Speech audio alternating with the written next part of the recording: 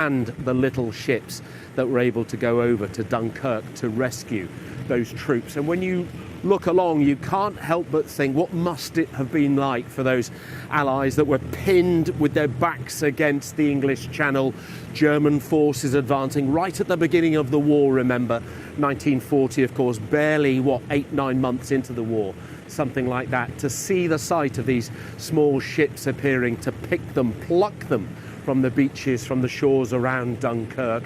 They would have been brought in dribs and drabs, ones, twos, sometimes dozens, back to deeper water, of course, where they could then get on to larger vessels, which would have taken many, many troops to bring them back to the safety of the UK. And interesting, perhaps, their return back, they wouldn't have known what sort of reception they were going to receive. Would they have had a negative reception from the British public, because they were, after all, coming back, retreating, if you like.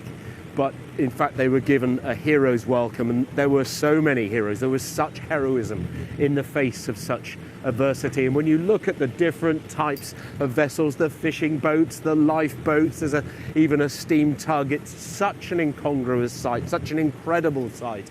But what they did 85 years ago was quite extraordinary, a key part in the war, in the Second World War, and quite rightly celebrated, commemorated and remembered today with, once again, one of these historic crossings. They do it every 5 years or so. The last one 5 years ago was cancelled, so it's the first time for 10 years that they've crossed in this number with this many vessels making it across the channel, and the first time indeed without any living veterans.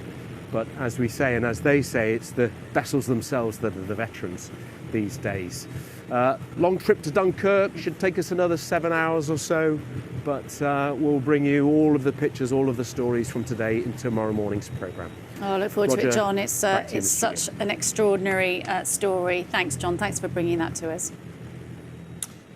23 minutes past 8 now. We're off to the Chelsea Flower Show, of course, longer a showcase for the best in horticulture. And this year's event will see the first ever display from the Chelsea pensioners. Yeah, first ever. The retired British Army veterans have helped shape the design, which includes a homage to their scarlet uniforms. Our reporter, Frankie McCamley, has been for a walk around the grounds.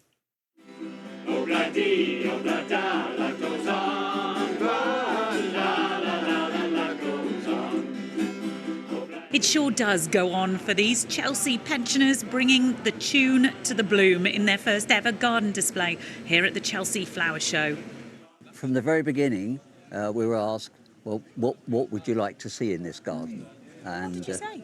So some had suggestions as to the sorts of plants and trees that they wanted. We talked about this table. We met with the people that made this, and told them that we would like something that we could reminisce about. So we suggested a map which would enable us to push these little things around and see where we were posted. A short walk to another garden that's also helping people. The whole garden brings me joy. It makes me feel safe. Rhea was introduced to horticulture during her time in prison. I understand the power of nature, and I didn't recognise those prior to coming into custody, because until something's taken away from you, you take it for granted. She's now employed by the Glasshouse social enterprise, which offers women jobs on release. Seeing women come behind me, I can see how they change. What you do matters. So instead of being somebody that doesn't matter, you matter to those plants, because if you don't give them their basic needs, they're not going to nourish. Following the show, the garden will be moved to Bronzefield Women's Prison in Sutton. For many of us in the capital, we don't have huge outdoor spaces. We may just have a balcony like this one. And here at Chelsea Flower Show, there are lots of ideas as what you can do with your balcony. This display specifically looks at how you can live alongside bees. What you wouldn't believe is this table is actually a beehive, and those holes in the wood behind me are homes for bees.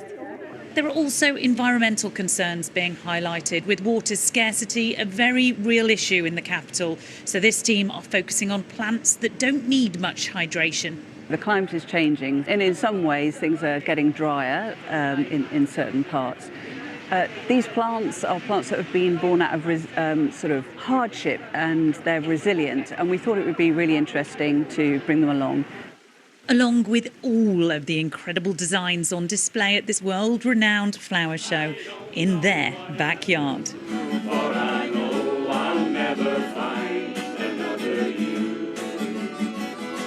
Frankie McCamley, BBC News.